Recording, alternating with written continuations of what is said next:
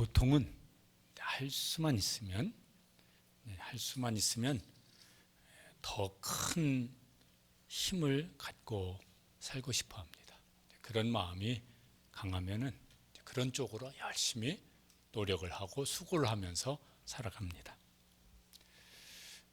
개인적으로는 이렇게 건강한 체력, 나이 들어가는 분들은 이제 더 그런 것이 이제 좀 건강하게 체력이 좀 건강했으면 좋겠다. 또 젊으나 중년이나 늙으나 좀 경제적으로 좀 경제력이 좀 더 있었으면 좋겠다. 여유 있었으면 좋겠다.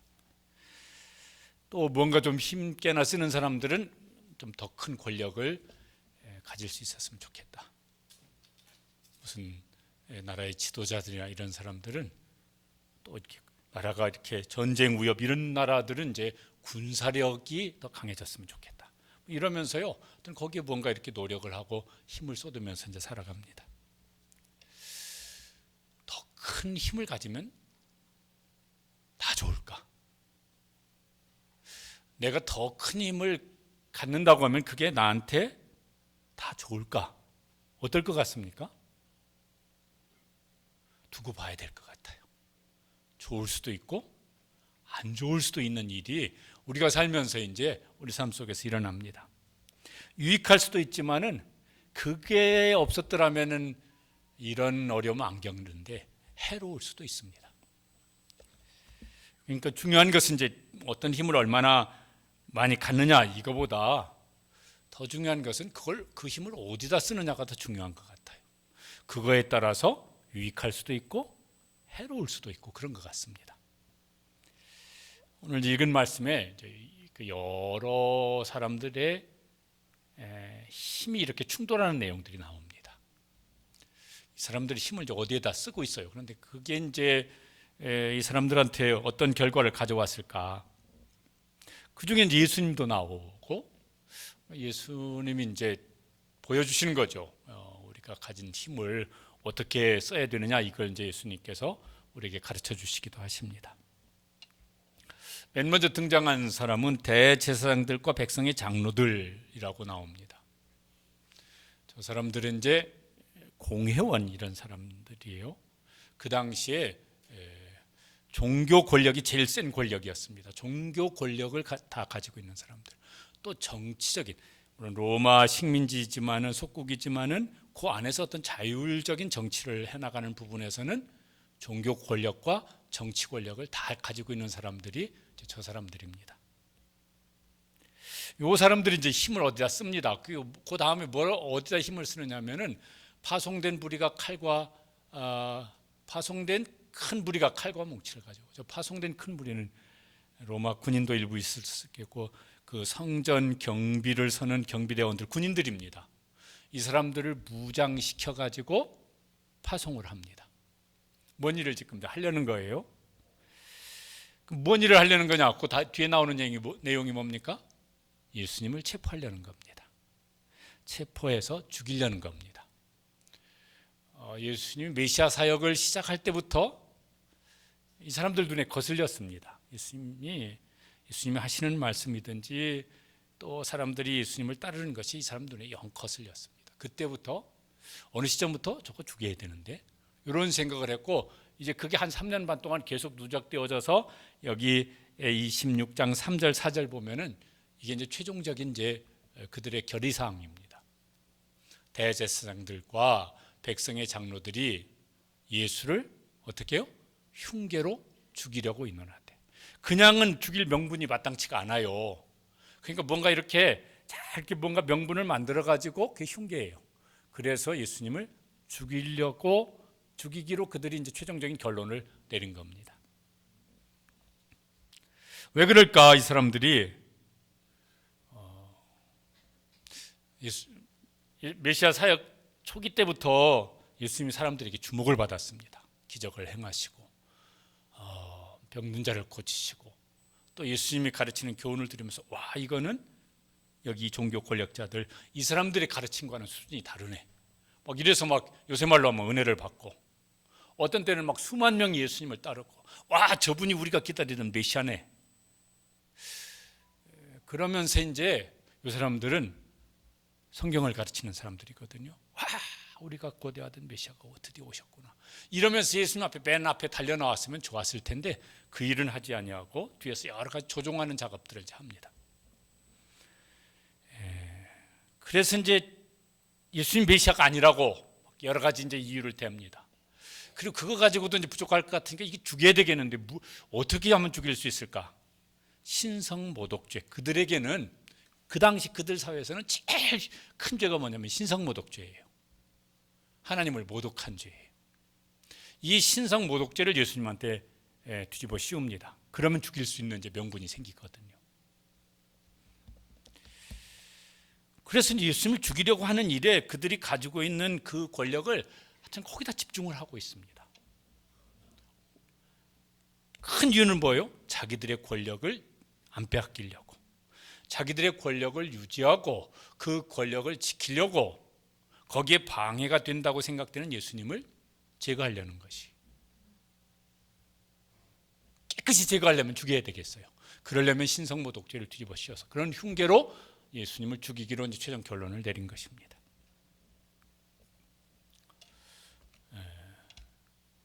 저는 제가 봐도 재미있지만은 하여튼 애들 어렸을 때요 텔레비 같이 보면 동물의 왕국.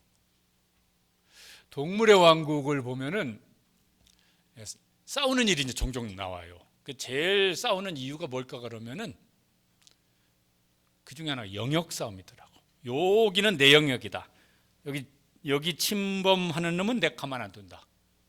또 혹은 다른 동물이 그의 영역이에요. 그런데 이거 밀고 들어가 가지고 뭐요? 그 영역을 내가 뺏겠다. 싸워요. 저 귀여운 고양이가 둘이 저렇게 싸우고 있네.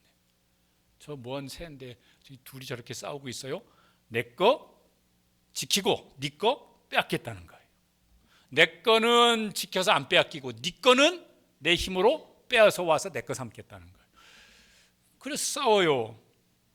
동물들만 저럽니까? 사람이 사는 모든 곳에 동물의 왕국에서 일어나는 저 싸움이 일어나고 있습니다. 내 거는 안 빼앗기고 할 수만 있으면은 네 것도 내 거로 빼앗아서 내 것으로 삼고.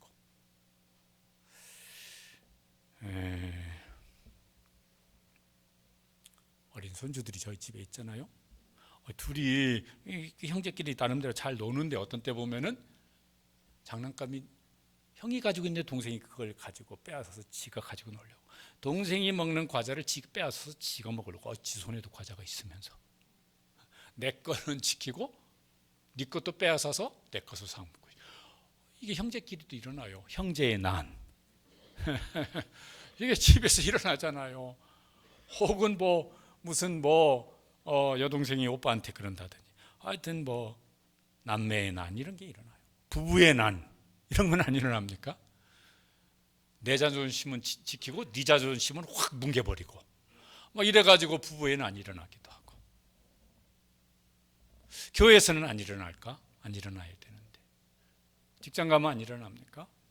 선거철이 다가왔는데 이분들이 대단한 분들인데 참 이렇게 막 선거 때가 되어지면요 왜 이렇게 저질스럽게 저러는지 모르겠어요. 당선되면 또 이제 이분들이 또 이제 근사한 막 이렇게 말들을 하고 그럴 텐데 내 표는 지키고 네 표는 내가 뺏어 와야 되겠고 이래서요.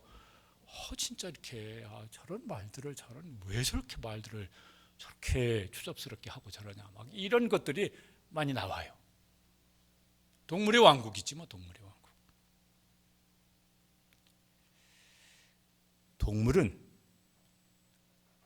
하나님이 그런 본능을 생존 본능으로 그렇게 본능을 주신 겁니다. 그러니까 이런 짐승만도 못한 놈 이러면은요 신뢰가 되는 말씀이에요. 누구에게?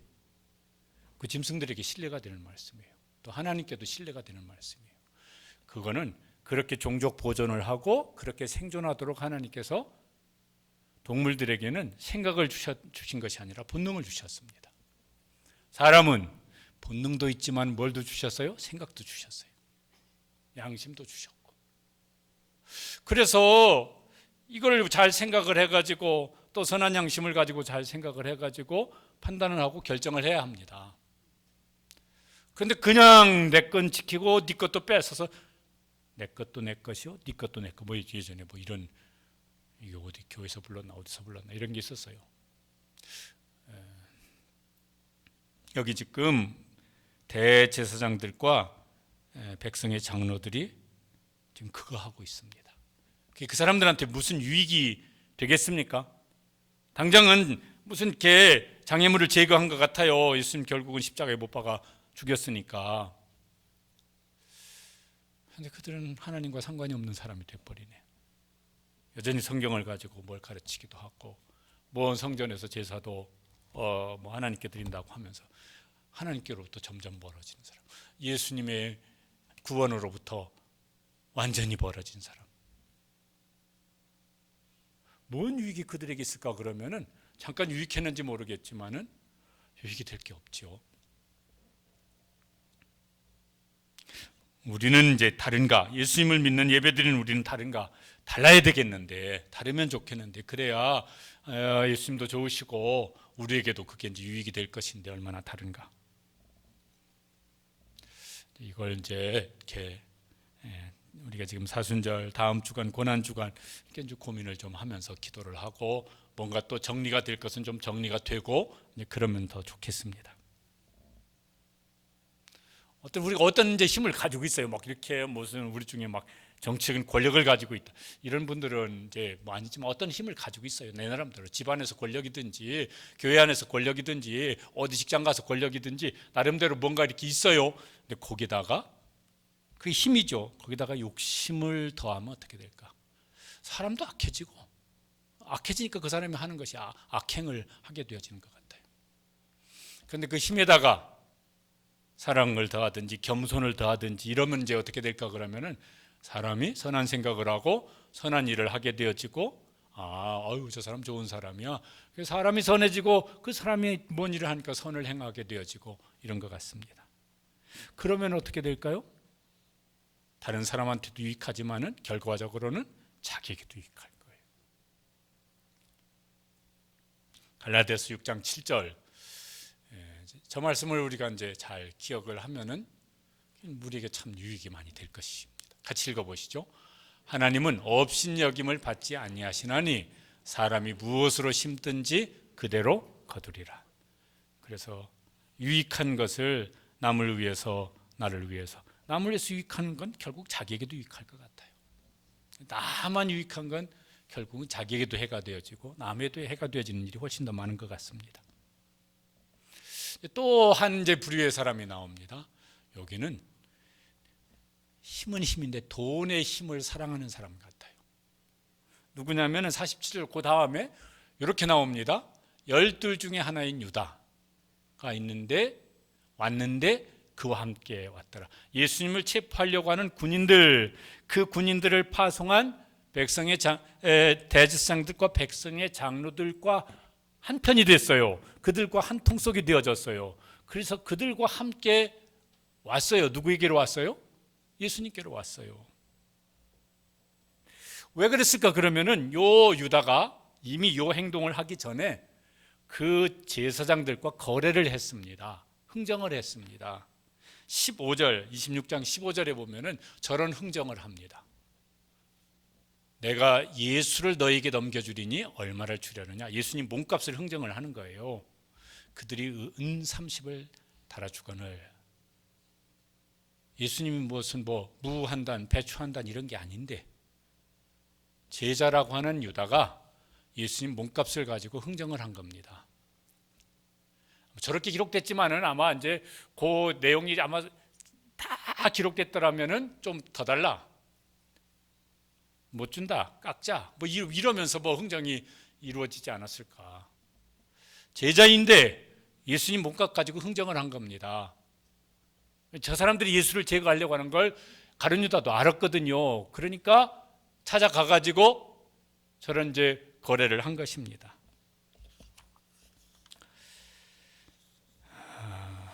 예수님 메시아 사역이 한 3년 반 정도 이렇게 되어집니다. 6월절 3번 지킨 거니까 그게 1년에 한 번씩이니까 그 앞에서부터 그러면 한 3년 반쯤 이렇게 되었을 거다. 예수님이 제자를 이제 부르신 걸 한꺼번에 12명 부르는 건 아니고 이렇게 부르시는데 어느 시점 됐어요. 그러니까 가룟 유다도 한 3년 동안은 예수님 제자로서 이제 예수님을 따랐습니다. 그런데 예수님보다는 돈이 좋아요. 아니, 예수님을 팔아서라도 돈이 생기면 그렇게라도 하는 거예요. 이게 참 씁쓸하죠. 씁쓸한 게 아니라 참 어떻게 그렇게 됐냐.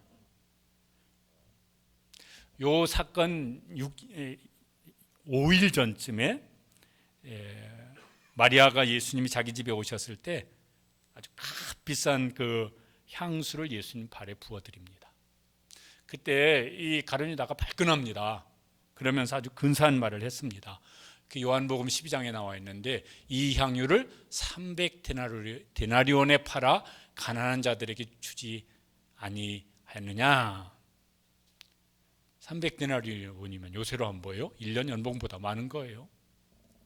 굉장히 비싼 향수였습니다. 그게 그 당시에는 이렇게 지금 뭐 무슨 금을 사서 하든지 뭘 어디 하는 것처럼 이게 뭐죠? 재산을 이렇게 보관하는 수단이 이제 향수, 그 중에 하나가 향수였다고 그래요.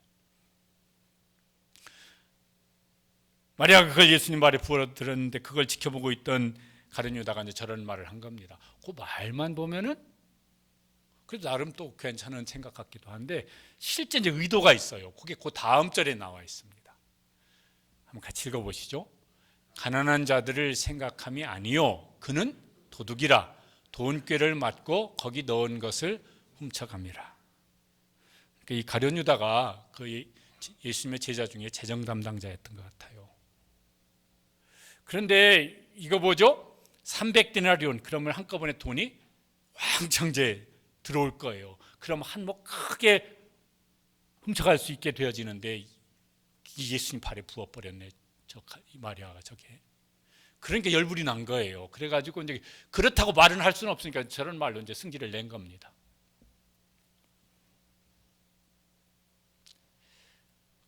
슬픈 인생이에요. 불행한 인생이에요. 예배드리는 우리는 괜찮습니까? 저런 행위를 우리가 직접 하지는 않겠지만은 우리는 괜찮은 겁니까? 우리도 돈이 힘이 있어요. 제일 큰 힘은 돈에서 나오는 경우가 제일 많은 것 같아요. 이 돈의 힘을 더 크게 좀 가지면은, 그러면 사람들이 와서 꾸벅거리든지 줄을 서든지 뭘 하든 굽신거리든지 뭐가 한마디 하면은 그냥 딱딱 되어지든지 막 이런 게 일어날 건데, 이게 돈의 힘이 센 사람들은 그런 게 가능하잖아요.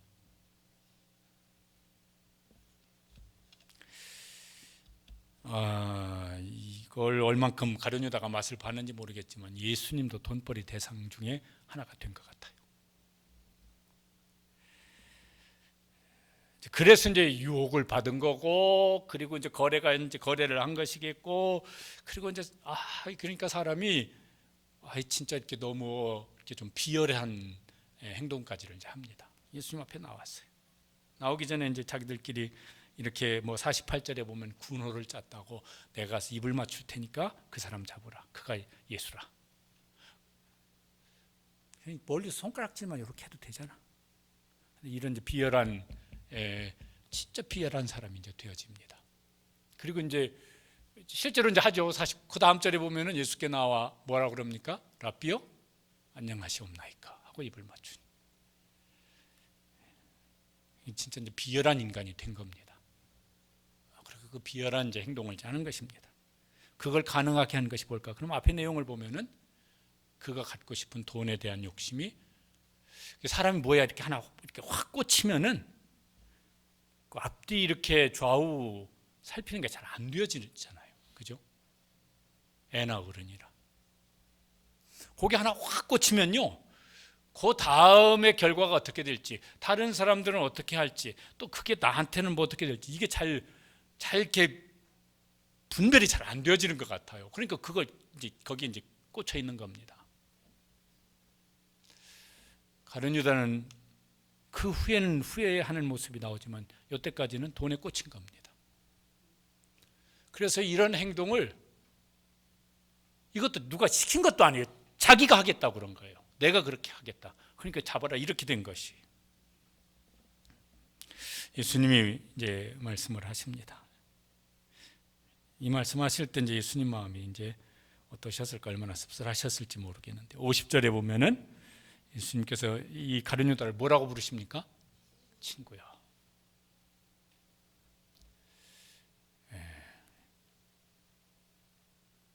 괴로우셨을 것 같아. 친구야, 네가 무엇을 하려고 왔는지 행하라. 이게 무슨 소리 같습니까? 네가 왜 무엇 때문에 왔는지 내가 아는데 하라. 예수님이 마음을 접으신 것 같아요.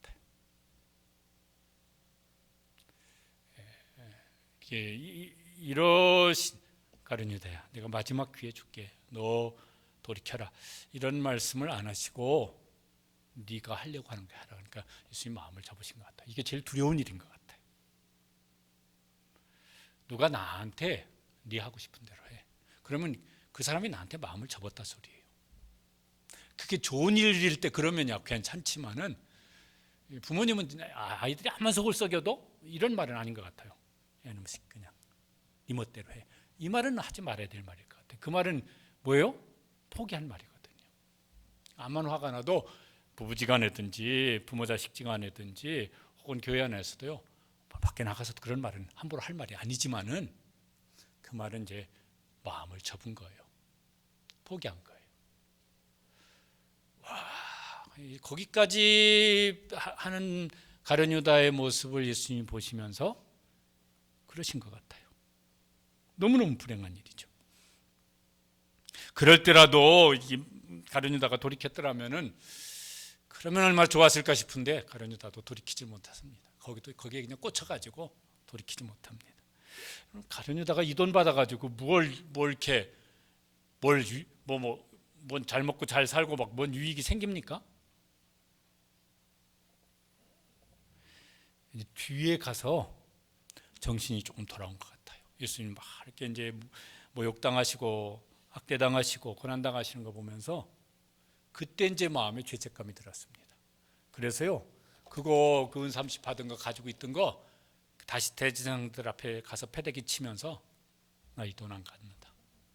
그 대제사장들도 이게 얼마나 이게 배신의 몸값으로 지불한 거니까 자기들도 이 돈이 수치스러운 돈이에요. 그래서 우리도 이 돈 싫다.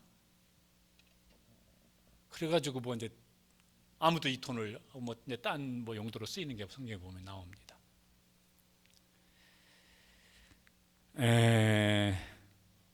그리고 27장 5절 그 다음 장에 보면은 가룟 유다는 저렇게 인생이 끝납니다.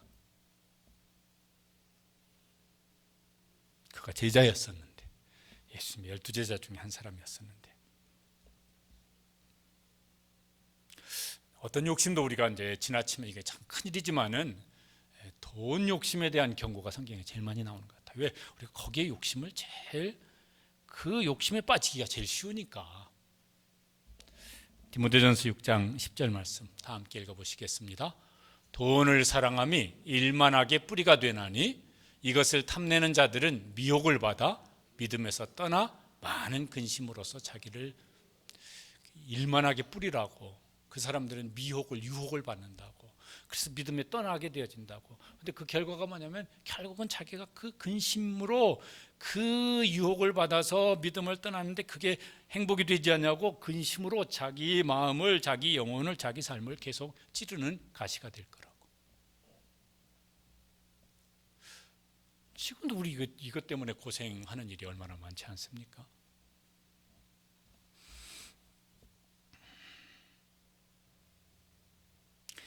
많든 적든 이제 돈에 욕심을 다하면은 어떻게 될까 그러면요, 자꾸 타락하게 되지는 것 같아요.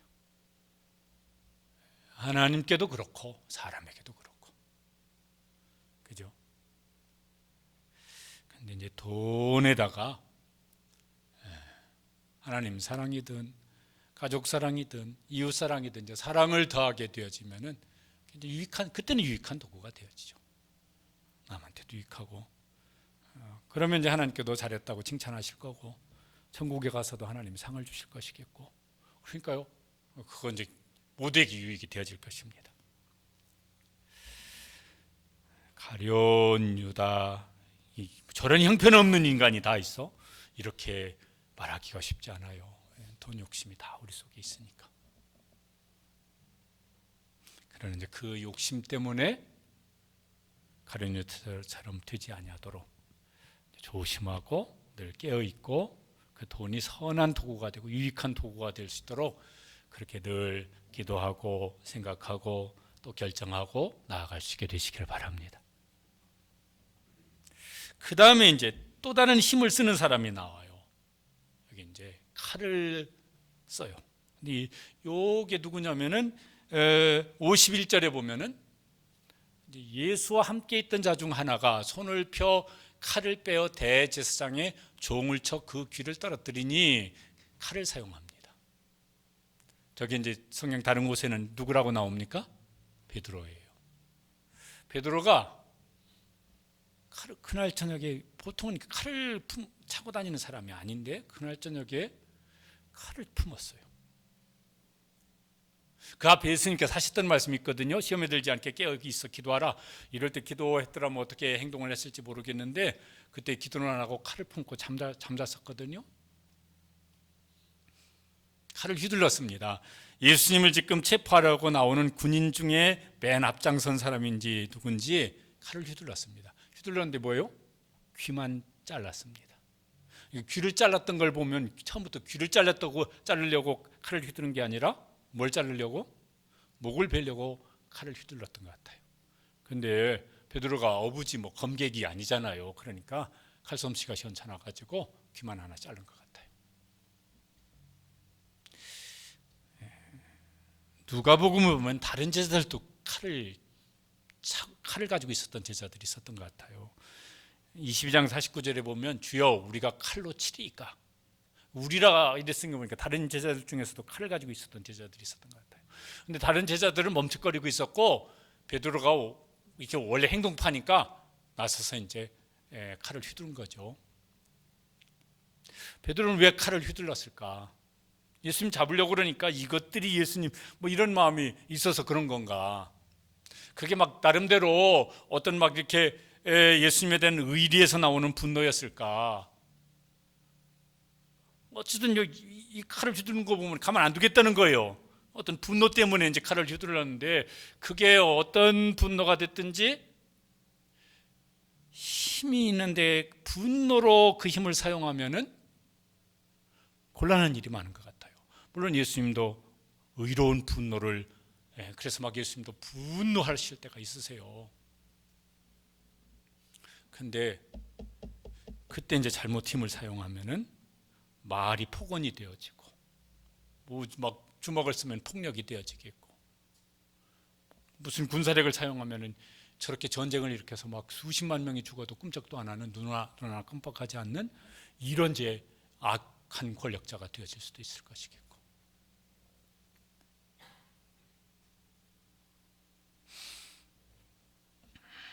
예수님 진짜 이게 이제 예수님을 위한 것인가? 베드로가 이렇게 한 것이 진짜 예수님을 위한 것인가? 그럼 아니잖아요. 예수님은 지금 그 길로 가시는 거예요. 그 길로 가실 거예요. 그거 누차에 말씀하셨다고요. 그런데 그냥 자기 분노일 것 같아요. 52절에 그래서 예수님 이렇게 말씀하십니다. 같이 읽으시죠. 예수께서 이르시되 네 칼을 도로 칼집에 꽂으라. 칼을 가지는 자는 다 칼로 망하느니라. 집에도 이제 칼이 있습니다. 집에 있는 칼은 보통 칼집에는 안 넣겠지만은 군인이 가지고 있는 칼이라고 하면은 위험한 칼이에요. 그래서 보통은 꼭 어디에 저 칼이 있어야 됩니까? 칼집 안에 있어야 됩니다. 그리고 꼭 필요할 때 그 칼을 뽑아서 쓰면은 유익한 도구가 될 수 있는데 그 칼을 뽑았는데 이게 분노해 가지고 칼을 뽑으면은 거의 백발백중 이제 악의 도구가 될 수 있을 것입니다. 그래서요, 저 칼은 힘을 말을 하는 것입니다. 우리 속에 사랑이 있고 또 막 섬기려고 하는 마음이 있고 겸손한 마음이 있고 이럴 때는 그때는 칼을 뽑아도 괜찮아요. 그 힘을 사용해도 괜찮아요. 그죠? 그때는 그렇게 하면은요, 그때는 그 칼을 쓰면은 그 힘을 쓰면은 누군가 돕는 일이 되고 섬기는 일이 되고 뭐 이렇게 되어지면 그건 유익한 도구죠.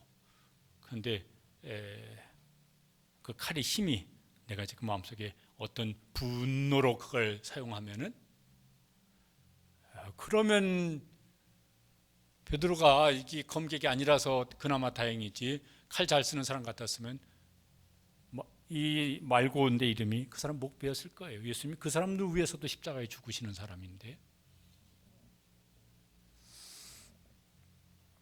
그래서 예수님 경고하셨습니다. 칼을 가지는 자는 다 칼로 망하느니라. 저걸 좀 다른 번역에는 칼을 쓰는 자는 다 칼로 망하느니라 이랬어요. 조금 더 이렇게 말을 풀어서 하면은 칼을 분노로 쓰는 사람은 그 칼로 자기가 망한다는 것이죠. 그러니까 이제 힘, 칼도 힘인데 돈도 힘이고 권력도 힘인데 이걸 분노로 사용하지 말라. 그러면 이제 이거는 죽이는 도구가 되어져요. 흉기예요, 흉기가. 그런데 이제 그 칼을 어디다가? 칼에다가, 힘에다가 사랑을 더하면은 살리는 도구가 될 것입니다. 돈도 거기다 사랑을 더하면은 돈처럼 또 유용하게 쓰일 수 있는 게 어디가 있겠어요? 선거 때 정말 국민을 사랑하는 이런 분들이 좀 많이 좀 선출이 돼서 그들이 가지고 있는 굉장한 권력인데 그 권력을 가지고 국민을 사랑하는 마음으로 쓰면은 참 좋을 건데 잘 살펴서 이렇게 이제 투표를 하시길 바랍니다.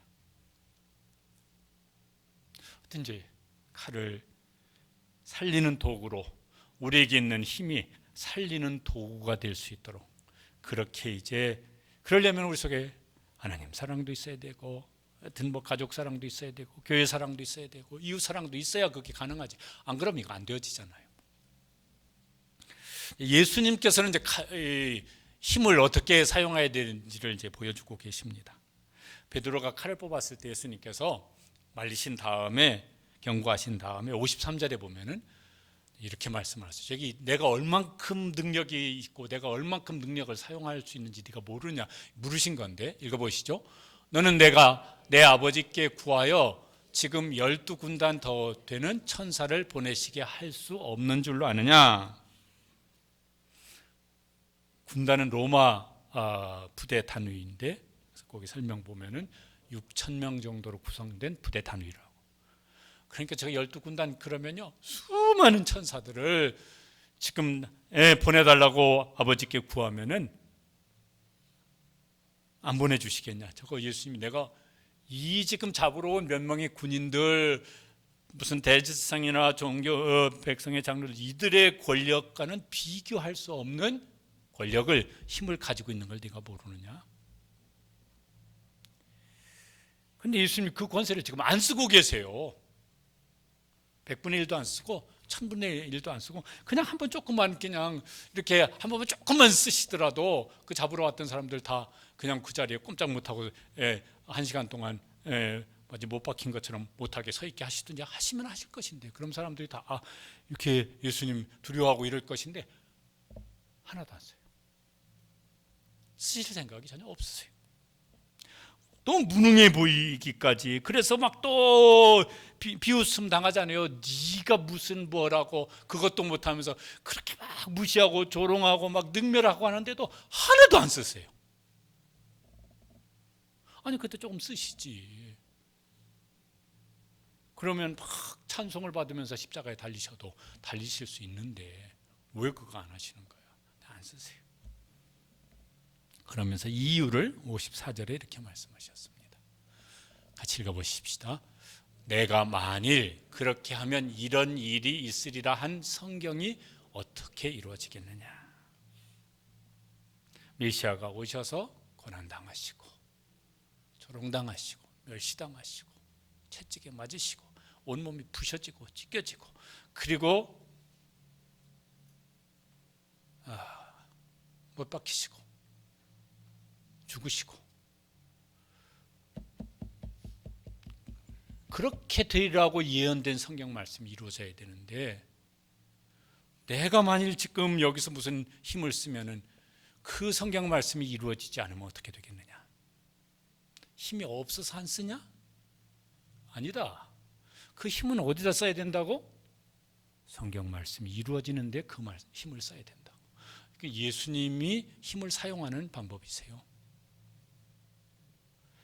힘은 어디다 쓰는 거라고? 아버지께서 나를 보내신 뜻을 이루는 일에 그 힘을 쓰는 거라고. 그게 아니라면 예수님은 안 쓰시는 거예요. 요 상황 속에서 예수님이 능력을 행하신 게 있었어요. 어디에 행하셨냐면 그 귀 잘라진 이 사람 귀를 다시 붙여주시고 기적을 행하시는 것인데 거기다가는 힘을 쓰세요. 예수님이 가신 능력을 쓰세요. 근데 고난 당하시고 이 뒤에 막 말할 수 없는 제 예수님이 무시당하시고 이게 말할 수 없는 일을 당하세요. 근데 거기다는 힘을 안 쓰세요. 왜? 메시아가 오시면 그 고난을 당하시고 그 멸시를 당하시고 그렇게 죽으시고 그렇게도 쉽게 예언된 말씀이 이루어지게 하기 위해서, 말씀이 이루어지기 위해서는 필요한 일에는 힘을 쓰시지만 그 말씀이 이루어지는 일에 걸림이 되는 일에는 힘을 안 쓰시겠다는 것입니다.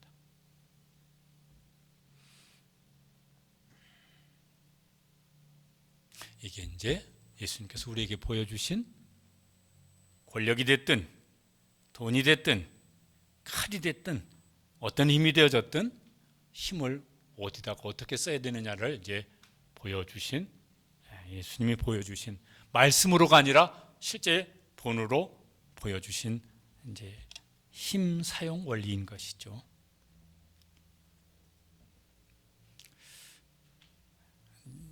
성경이 여기까지만 기록됐으면 좀 좋았겠는데 그 뒤에 좀 씁쓸한 게 한 절이 덧붙여져 있습니다. 56절 끝에 보면은 이렇게 되어 있습니다. 56절 끝 부분에 이에 제자들이 다 예수를 버리고 도망하니라. 요 한 두어 시간 전에 베드로가 앞장섰고 나머지 제자들도 다 했던 말이 있습니다. 35절에 보면은요. 베드로가 장담을 했어요. 다른 제자들도 베드로가 이르되 내가 주와 함께 죽을지언정 주를 부인하지 아니하겠나이다 하고 모든 제자도 그와 같이 말하니라. 그리고 다 도망가 버렸습니다. 좀 씁쓸하죠. 예전에 어떤 부흥회 하는 자리, 어떤 부흥사 목사님인가, 믿음이 없으면 의리라도 있어야지. 교인들이 믿음도 없는 데다가 의리도 없습니까? 막 이러면서 막 뭐라 하는데 진짜 의리 없는 제자들. 믿음도 있고 의리도 있었으면 좋겠습니다. 그렇죠? 표현이 사람식으로 표현해서 그렇긴 하지만 요새 영화는 아닌데 텔레비에서 예전에 이렇게 여러 편 영화가 나왔던 것 같아요. 반지의 제왕, 유명한 영화죠. 그 중에 이제 끊임없는 투쟁이 일어납니다. 뭘 차지하려고? 절대 반지를 차지하려고. 끊임없이. 근데 저 영화 끝에 아무도 절대 반지를 차지하지 못하면서 이제 이렇게 영화가 끝나든가 그랬던 것 같아요. 잘된 일이죠. 근데 저런 이름을 안 붙이더라도 할 수만 있으면 우리는 더 큰 힘을, 그게 막 누구하고 비교할 수 없는 힘이라면 더 좋을 것 같고 그런 힘을 이제 얻기를 원합니다. 어떤 사람들은 그거 가지고 막 싸우고 어떤 사람은 죽이기까지 하면서라도 그렇게 하려고 그러고 이제 합니다.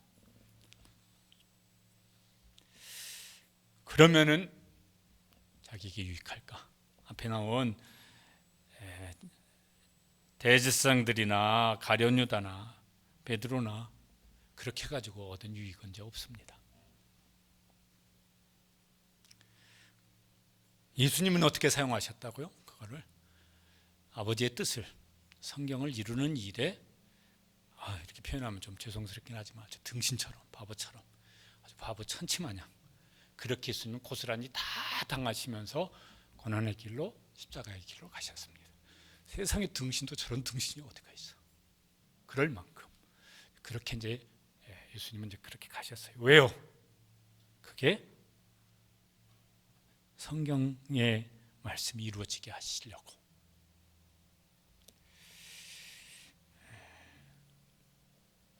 설교 준비하면서요, 이건 말도 안 되는 그냥 상상인데, 어린애 같은 상상인데, 나한테 무엇이든지 원하는 것을 할 수 있는 절대 권력을 하나님이 하루만 주신다면 그거 아멘 할렐루야 하고 받으시겠습니까? 주님, 저는 사양하겠습니다. 거절하시겠습니까? 아니, 이건요 너무 심각하게 생각할 일이 아니에요. 이건 어린애 같은 만화 속에 나오는 상상 같은 이런 상상이에요. 하나님께서 절대 권력을, 내가 뭐든지 원하는 것을 할 수 있는 걸 여러 날은 말고 하루만 주신다면 그거 아멘하고 받겠습니까? 노멘하고 거절하겠습니까? 어떠실 것 같습니까? 저는 스스로 결론을 냈습니다. 노멘하고 안 받겠습니다. 왜냐하면 내가 옳다고 생각하는 게 다 옳은 게 아니라서.